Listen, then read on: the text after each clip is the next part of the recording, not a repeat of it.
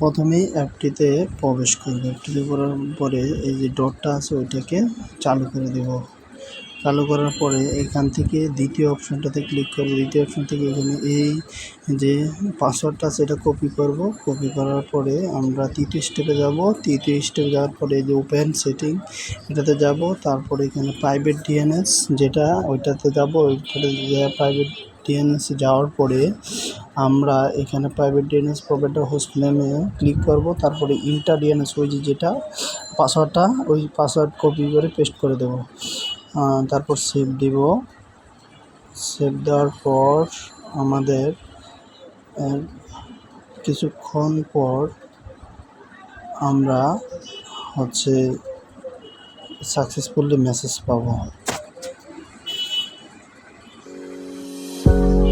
তারপর আমরা চাইলে ভেরিফাই প্রোটেকশান ওই লেখাটাতে ক্লিক করতে পারি। ক্লিক করলে আমাদের জিনিসটা ভেরিফাই হয়ে যাবে ওয়েবসাইট থেকে।